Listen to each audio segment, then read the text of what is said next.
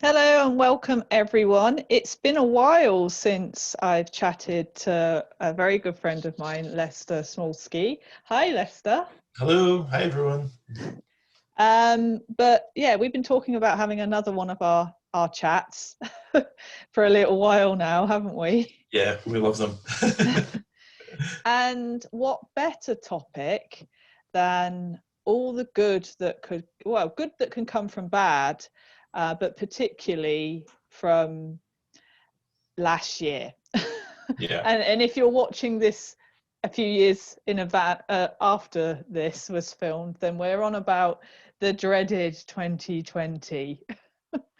yeah, what a year, what a year. Yeah. So we thought we would have a chat about it and actually, talk about all the good that actually comes from bad in general, but also particularly from last year. So welcome, Lester. Thanks for having Hello, this chat with me. thank you for having me. Yeah, Before we get into the nitty gritty of it, do you want to just give everybody a little overview of who you are and what you do? sure, For yeah, those people that haven't seen any of our many videos yes, okay, yeah, you already. should check them out. Yeah, so my name is Lester Smolsky, and I'm a life coach and hypnotherapist.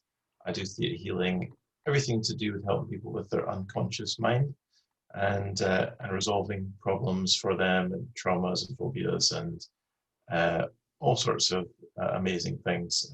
So I get to manage change for people basically. So and it's really wonderful. So the it's rewarding basically is what I'm trying to say in helping people. So yeah, so that's kind of what I do. That's what I'm about, and we've done lots of videos talking about that in depth. So I won't go on about it too long. So yeah, there you go. Great, thank you. So when I said to you, let's have a chat about this topic, what was the first thing that kind of came to mind when I said about it? Well, I was just like, thank God, it's just because there are a lot of people who will say, especially on social media or whatever, that the year was have a swear word after it, some sort of thing, and uh, and I even saw one of your posts you'd said, that a lot of people are saying that, and you were seeing some of the positives, and that's what led to this chat. And it's like, there are always negatives is always available, but positives always available as well. And there were so many powerfully good things that came out of last year that I think people maybe have washed over, and they're going to get past this time of lockdown and everything.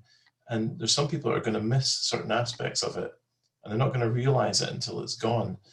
And I thought it'd be nice to actually to talk about those things and to just bring some focus on that. So yeah, Yeah, so I was excited really. good. I think every year I notice it on social media. At the end of the year and then into the new year, there's all this. Oh God, thank God that year's over, kind of thing. Yeah, But obviously, it's warranted in many ways this last year. yeah, For many people it's been very hard, and we're not kind of brushing that under the table. We're not saying money, family, health issues and stuff are not valid in any way. We're just saying that from what we perceive as bad, much good can come. yeah. I think it is important to acknowledge the challenges people had. Some people had problems with their jobs. Some people weren't able to attend a funeral of someone they cared for. People got ill. It was, some people had, although some people weren't working, some people were working more than ever. And it was, yeah, there was a lot of pressure in a lot of different ways. So we do fully acknowledge that. So I think we should maybe say that up front, as you say. But yeah, we do want to get into the positive, but there is that real that's for people, and we are compassionate about that and understanding. Mhm. Yeah. Yeah. I think as well, we can get sucked under by all the negative, and Mm-hmm. it's easy for it to kind of spiral as well. And it's that reminder that we can't control the world and what's happening out there, but we can control the way we react to it ourselves. Yeah. It's possible that we may actually be able to influence the world with our thoughts and with what we're doing. So yeah, it's, they say to not, you can't control, control what you can control and don't what you can't. But if you actually really visualize what you want, so for example, if you're going to a conversation with somebody and you visualize it being a good conversation, you've got more chance of it being that way. So we maybe do have some influence. If people visualize on peace and stuff, then maybe these things can happen. So we might not be as powerless as we think. So, Yeah. yeah. Which is So, also, though, feeds into the fact that, what we focus on flourishes. And oh if yeah, we are definitely. constantly focusing on this world is shit and what on earth is going on and life is awful and stuff like that, then we are reinforcing that, Yeah, in our own definitely. reality, as well as, potentially the wider reality too. For sure, for sure. Yeah, yeah. Mm. So yeah. So So when, sorry. I was going to say, Okay. so what was your first thing that kind of sprang to mind when I mentioned this topic then? Yeah, well, one of the things that happened for me was when lockdown originally came the first time, and everything was like, oh my God, what are we doing? What's happening?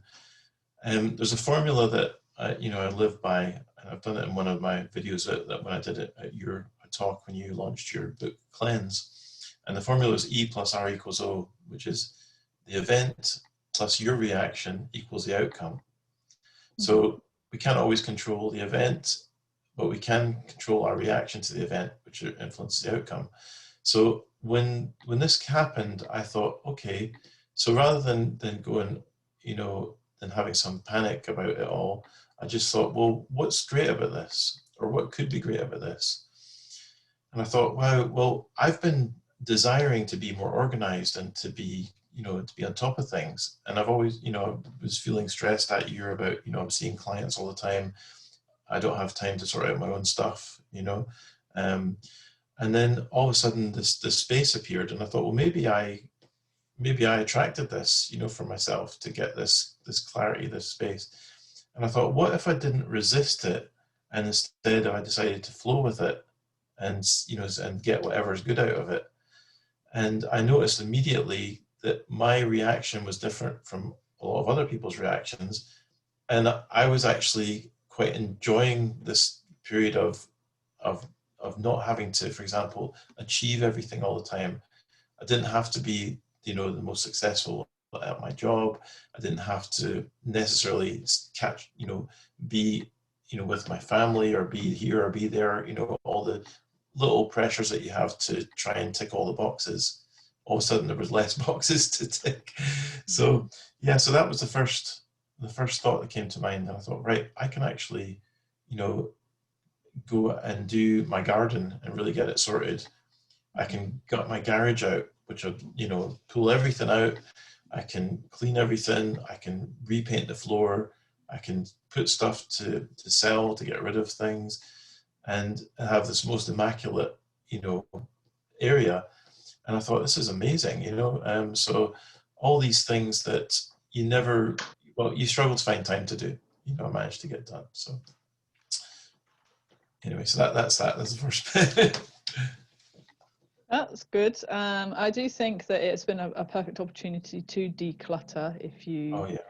um, if you allow it. But to declutter a lot of things. It's not just the clutter around us, but this busyness that we've got of always being busy, doing things, filling our time, using our energy, and also to sometimes to declutter from relationships and Oh yeah. friendships and things like that. It's been a very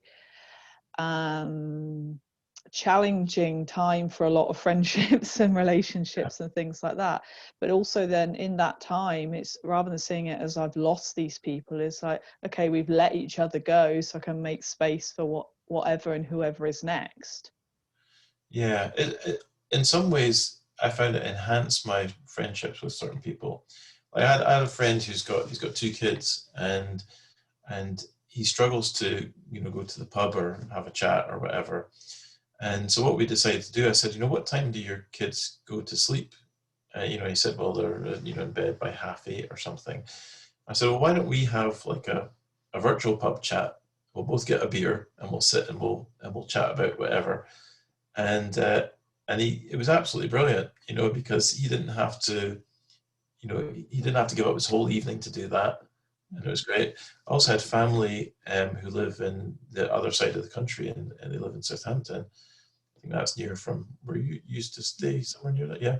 And we started doing quiz nights between them, and it was great. It was really good fun. And that was an interaction I didn't have before. I would only see them once every 6 months or something. Mm. So that was really cool. So with the de-junking side of things, we've got like the guests, got a guest bedroom and a guest bathroom. And of course, they're not getting used, so they're immaculately clean, which is quite a nice thing as well. And I used the guest bathroom to put things in that were de-junking. So as we found something around the house, we thought this can go, and that just filled that with little bits and pieces of things, which have now been filtering out onto eBay and what have you, or deciding these are going to a charity shop, or these need to be recycled or whatever. And it's quite liberating, to have had that time. And I wouldn't have that room. I wouldn't have been able to use it for that length of time like that usually.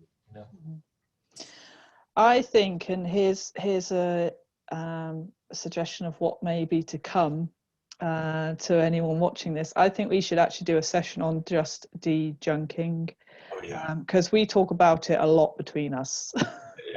And the mental and physical benefits of it. So maybe we can do that in the future. And I'd love that. Me too. Yeah. Great. Cool.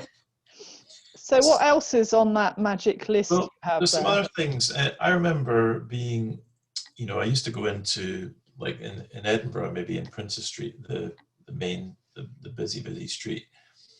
One of the few, there's just a couple of things that, people said to me, Lester, nothing seems to bother you. What does annoy you? Is there anything? And one of the things was, your own personal space. So you might be walking and somebody would just stop right in front of you, or they would just not be aware that you're there and you're trying to maneuver around a door or something.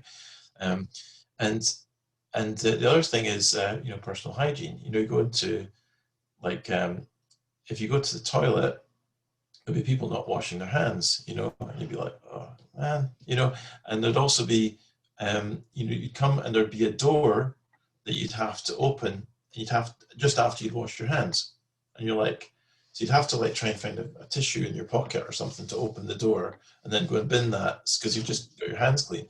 And I found after this whole COVID thing, suddenly people had a healthy amount of space around you, so they're maneuvering, their consciousness is aware of that you're there. And I thought, this is great, this is really good. And also, everyone's washing their hands. You come out of a toilet and it tends to have, the doors are already open quite a lot. I went to the cinema one time in between the lockdowns. They actually I went to see Flash Gordon, the remastered version of it. And they actually had the doors open for people to go in. And then they closed the doors and they had the doors open for people to go out. So you didn't have to touch the door. And I thought, oh, that's really cool. So I think also after this time, people will have better hygiene because they'll be more careful, because they're in the habit now of being, of having that, looking after their cleanliness, which is going to help the health of everybody long term, so it's a good thing. Great. That was another one. What else is on the list? What else on the list? I think with people having to, a lot of people working from home, the amount of sleep that they would have got would have improved. Because if you start work at 9 a.m., you might, in theory, be able to actually get up at 20 to 9 if you wanted to. And if you're, jump in the shower very quickly and be at your desk. And that makes people a lot less cranky, it makes them have a bit more energy for the day.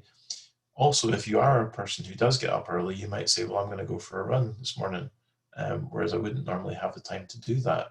Or I wouldn't like going for a run because if I go to work, then I can't have a shower, etc., etc. So it, you know, it gave people a lot of, you know, that kind of thing. I remember working years ago. I worked for British Gas, and I was working in Manchester on a secondment, and I was staying in a hotel right next to my work. And I remember if I was tired, I could actually go home at lunchtime, basically just to the hotel, and go and have a half-hour kip, and then be energized again. And people will be able to do things like that, you know. Mm. They'll be able to meditate if they want to. As soon as they finish work at 5 o'clock, they're home, you know. They're right there. So having that extra time, I think, for sleep. The other thing is people having, you know, no boss over their shoulder, you know, watching them all the time, or saying, "Oh, seeing since you're there, here's that task I'm going to give you," you know.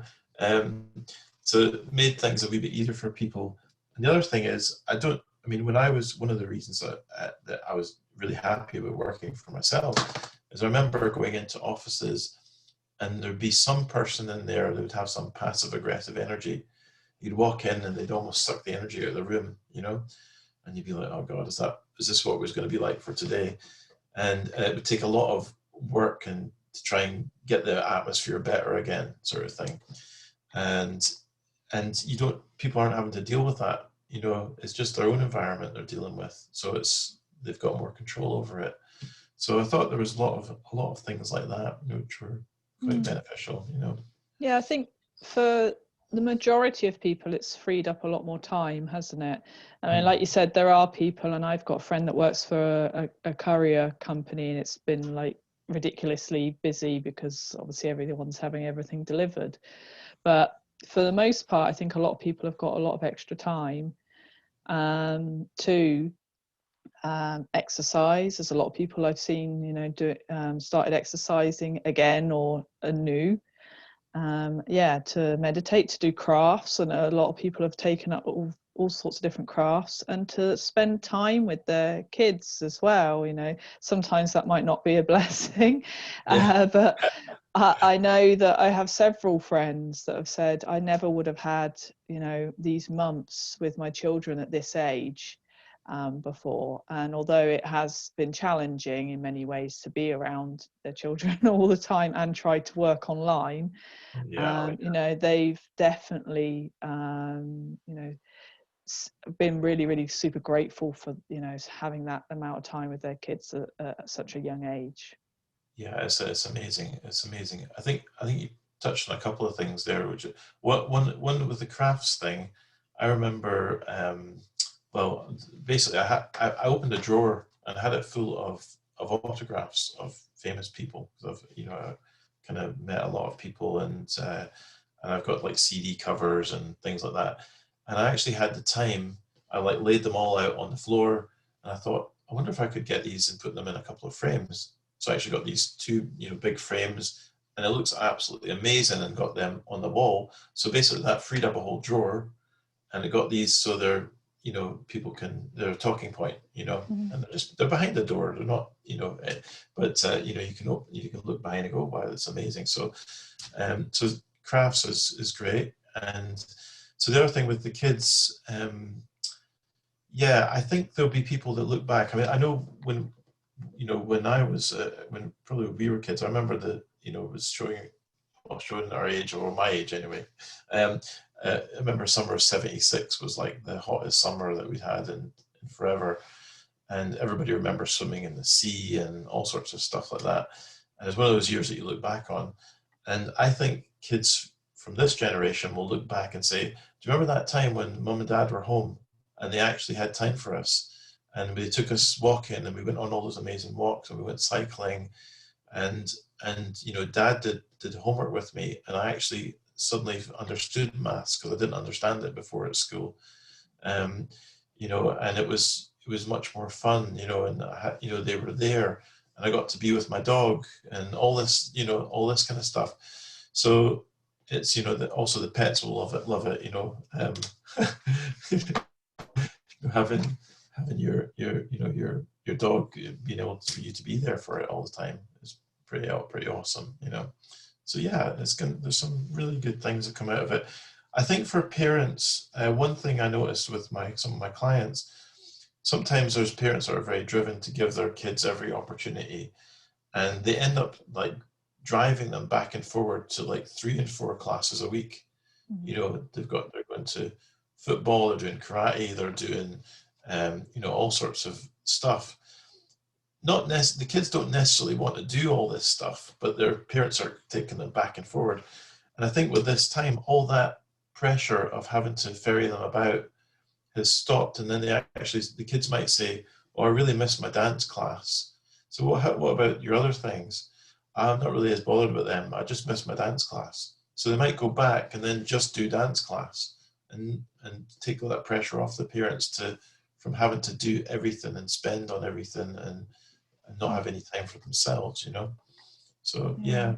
There's been a very simplifying of Oh yeah. life, hasn't there? And I think that's needed, you know. Oh I think yeah. we've become, everything's so complicated, and we're trying to do so much and be so much and achieve so much. And this last year has really allowed things to become a bit more simpler, you know, like decluttering, but also, you know, just spending time in nature, like you said, walking, or, you know, doing, I've seen a lot of people playing board games again and doing jigsaws again, and Oh yeah. Brilliant. reading. I mean, there has been Yeah. the endless box sets of things as well, but you know, it's become much more simpler. And you know, kids cooking with their parents again and making cakes and Yeah. things. Yeah. It has got a little bit simpler in many aspects because of it. And I, like I said, I think that was needed, because Oh life's yeah. Oh, become yeah. overwhelming for most people. Yeah, for sure. I noticed over Christmas, I don't, you know, each Christmas you've got this vision that there's this loads of time that you get to sit around and do nothing and just chill and, you know, do a jigsaw or something like that. Actually, most people, you know, a lot of time you're panicking about the people that are coming. You've got to get things in for them. You've got to be ready. You've got to then just like, well, there's that aunt that we never see. We should maybe phone her and go and visit her.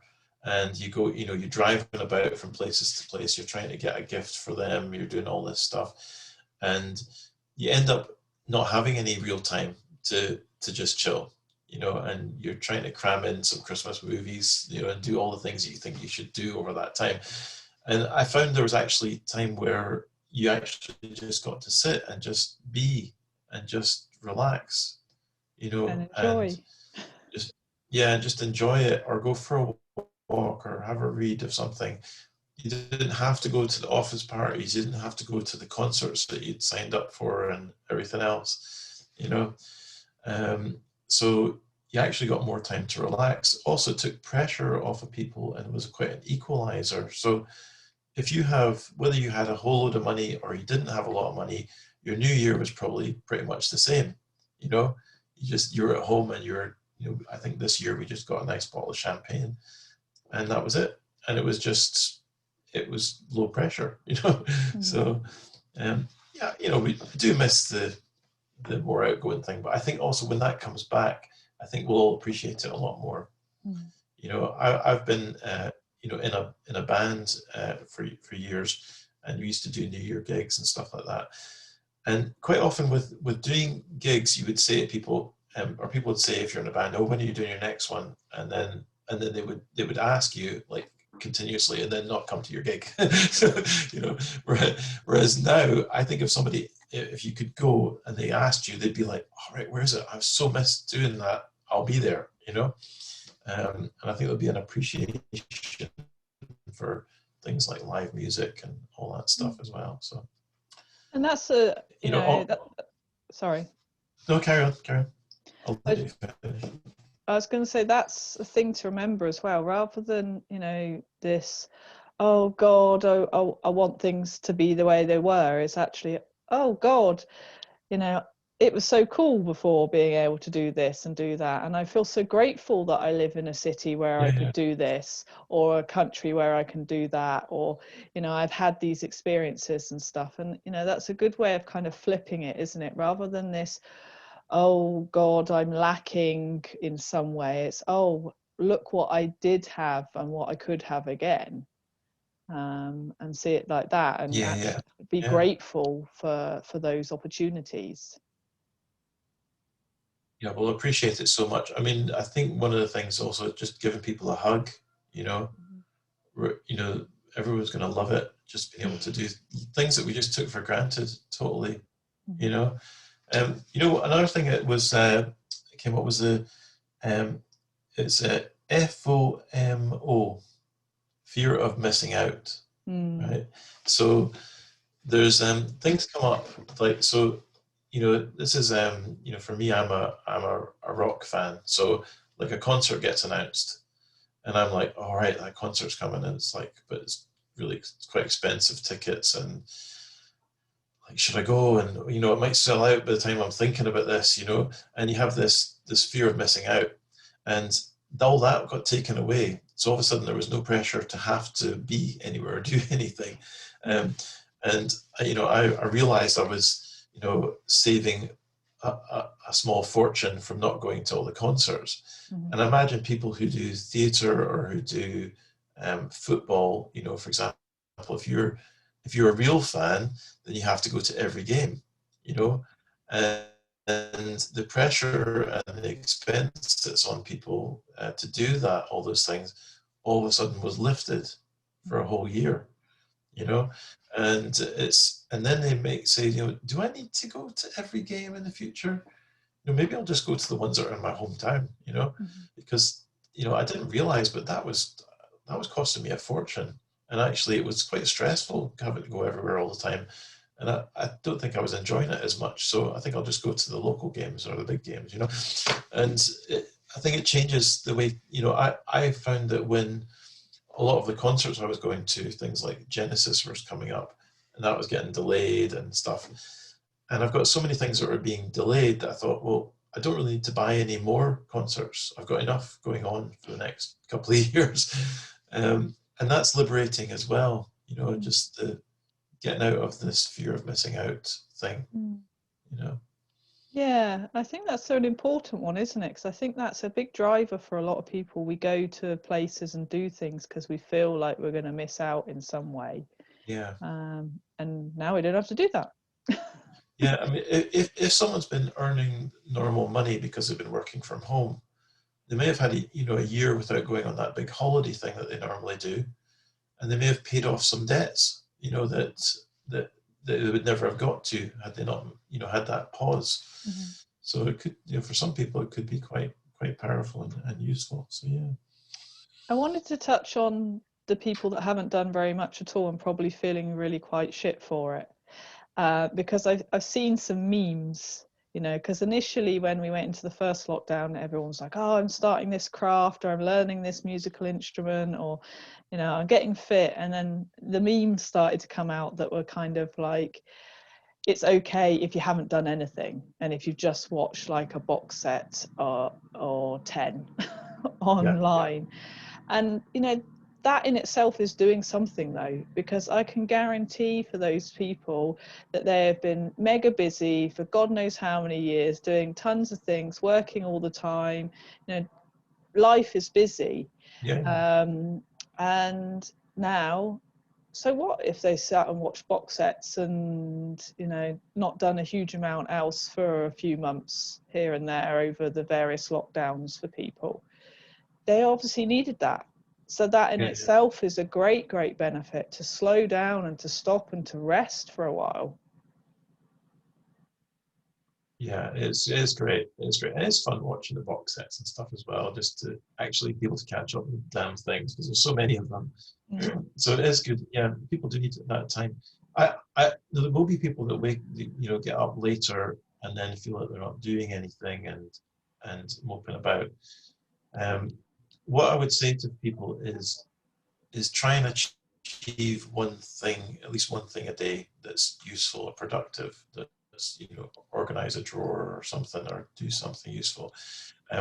If you're finding that you can't get in, that you're struggling to get your mind around getting anything done, one of the techniques I've used, I woke up one day and I didn't have any clients that day, And I thought, oh, I just can't be bothered today. I can't be bothered.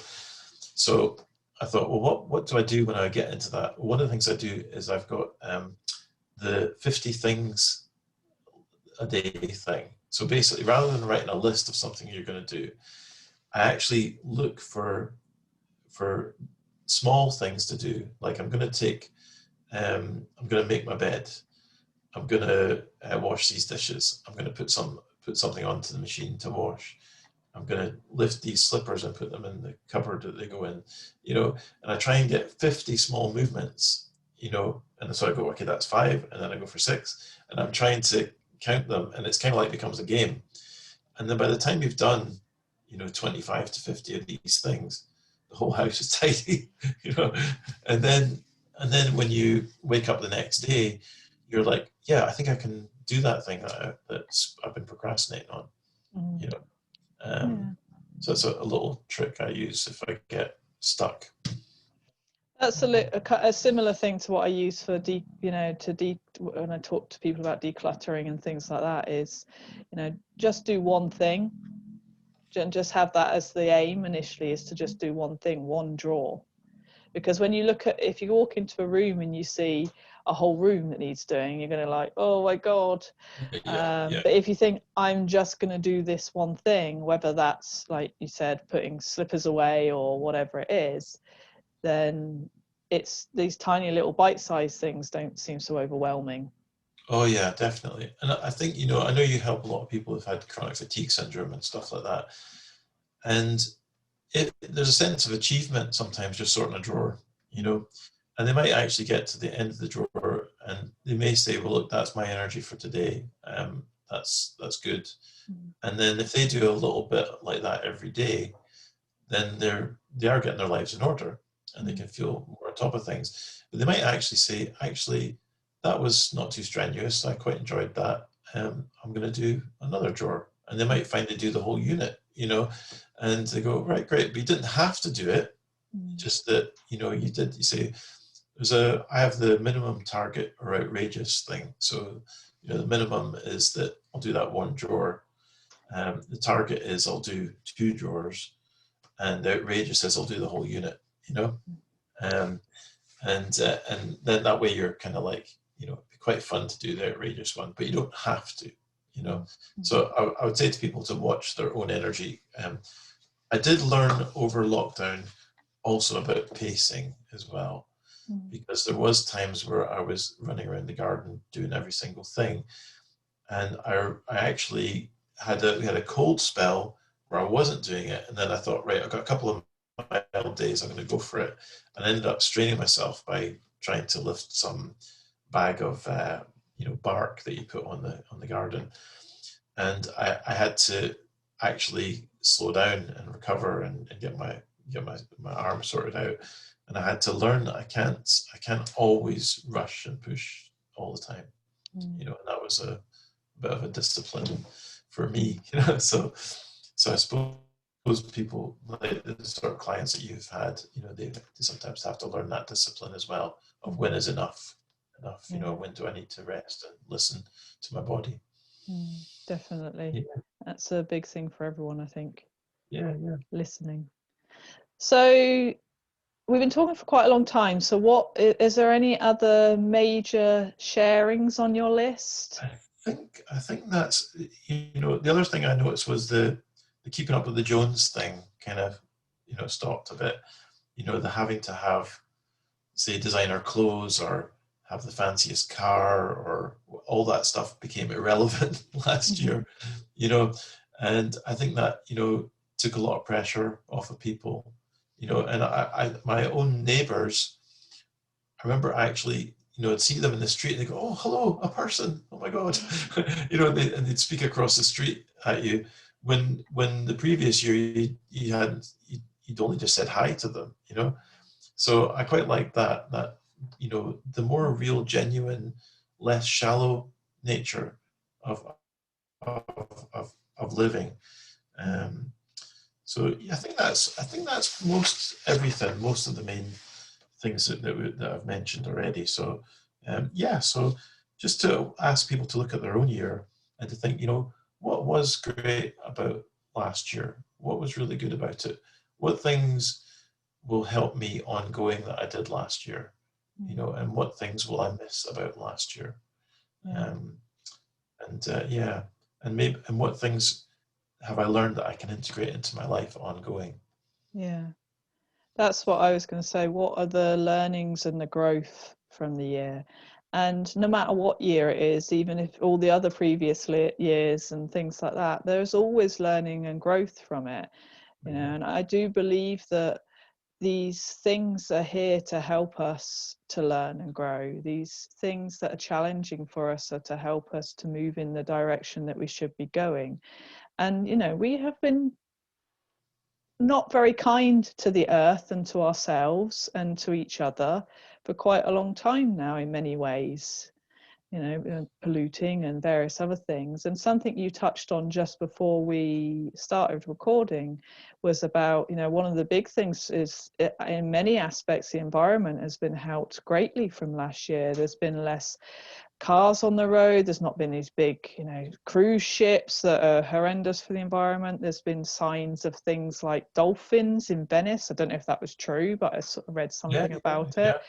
You know, there has been birds coming back to areas that they don't normally come I've seen to little anymore. birds in my garden that I've not seen before. Yeah, and so environmentally, there is in many aspects, not in everything, but it's life. It's been a huge help for the planet, and for our communities. There's been a lot of communities coming together, like you said, and talking to each other, and also I think in many aspects for mental health. You know, I've been reading a lot of research. I help a lot of people with mental health issues, and it was a big thing for me as well. So I've been reading a lot of stuff about how actually the whole last year, how horrendous it has been for people with mental health conditions. But I also equally have seen that because it's been, you know, pushed in their faces, you know, there's no more distractions, there's no more busying ourselves and doing all these other things, that a lot of people are now seeking help and guidance and reading about it and watching stuff about it and really deciding, you know what, I want to do something about this now. I'm not prepared to live the rest of my life struggling like this. So although it is very challenging in many aspects, that from those challenges is coming great, like you say, learning and growth and self-development and hopefully a bit more peace and ease and happiness as well, and health. I think people sometimes are coming quiet enough with themselves to actually say, I need to resolve this thing. I need to get this sorted. You know, I've also seen people giving up smoking and drinking too much because they don't have the peer pressure of the people that they were hanging around with. So they're not going out the back of their work having a cigarette every day. And all of a sudden they say, I don't really need this. I was only doing it because I wanted to be social, you know. So yeah, and yeah, I had someone who I was trying to help to give up smoking. They now I can only do what they want to do, but they didn't actually want to do that. But I was suggesting, look, this might be an extra thing you could do, would help your health. And they said, well, I'm not ready to do that. So okay, that's fair enough. We'll just work on the other things. That actual person ended up getting the COVID virus and having to be on oxygen and everything, and got themselves such a fright with not being able to breathe and seeing the value of the breath that they came out of it and gave up smoking instantly. And I thought, wow, well, I mean, that's a hard way of going about it, but that is a benefit that will help them through their life. So it's very interesting. I also had somebody who I did a session with who had an alcohol problem, and they said because of being at home, nobody was watching them, so it was easier for them to do that. And they said it was getting to be a problem, and they managed to get in touch with me, which was wise. So they went to their local Tesco or whatever after I'd done the session with them, and they're walking towards the drinks aisle, and then suddenly did a complete 180 unconsciously, and we're walking in the other direction. What just happened? Because their unconscious wouldn't let them go to the drink. So and they managed, and they gave up. So they gave that up and got their health back. So yeah, it's interesting times. You know, it's fun. So. Yeah, so as you said, in kind of an invitation to people to maybe consider listing the good that came from last year, even if it's, I know, I painted the bathroom, or, you know, I go to bed earlier, or something like that. And also, because many places are still in lockdown now, is to, you know, what good can come from now and this time that we're in now. And, you know, rather than sitting at home and thinking, oh, bloody hell, it's lockdown again, you know, which, you know, is frustrating and challenging in many ways. But also, you know, okay, how can I make this work for myself? Mm-hmm. You know, this is happening regardless. So how can I make this work for myself? What can I gain from this challenging time? That's it. That's the best question you can possibly ask. Brilliant. Yeah. It's also, you know, get people who are maybe, you know, sometimes maybe have somebody that they want to be in a relationship, let's say, and they're single, and you actually say, well, look, when you're in a relationship, you're going to have to give a lot of time to that. There's going to be things you're going to have to do. You're going to have to adapt to somebody else's way of being. You know, what are all the things you wanted to do that you can't do maybe necessarily when you get to that place so easily? Do those things now. And they're like, Yeah. well, you know, well, I wanted to get super fit, and I wanted to, you know, learn a new language, and I wanted to study or whatever. And yeah, you're right. I wouldn't have as much time if I did. So I'll do all that now. You know, and then they get themselves all motivated, and then they become even more attractive because they're even more interesting, you know, and driven. So yeah, so it's the same thing with this whole thing of, you know, what if we have to go back to our work, go back into normal environments and stuff again? You know, what will we miss? Well, I could have gone for a walk every day, you know, Yeah. etc. So yeah, have a Yeah. think. Perfect. Mm. And on that note, let's leave this chat for now, but we will be back. Yes. You have been warned. Okay, thank you so much, Lester, for sharing all that. It's always super lovely chatting to you. And you. Big love. And I will, of course, put all your links below this video for anyone that wants to go and have a nosy at your online presence and maybe even get in touch. And also, while we're here, I'd recommend people check out Faith's books. Some of them are really useful in lockdown. So, Cleanse is a really good one if you want to, you know, clean out your inner systems and stuff. You've got the time to do that. And your first book, remind me the title again. Living a Life Less Toxic, which Yes. is also my fourth book too, because Right. Okay. I redid it. Yeah. So. Right. Okay. Cool. So it's been refreshed, and Yeah. that's an amazing book as well. So it's a good time to get into that stuff, and your new book as well, which I just read. So Thank you. yeah, yeah. So there's lots of cool things in there to learn. Great. Thank you so much for that little plug. Yes. I'll pay you later.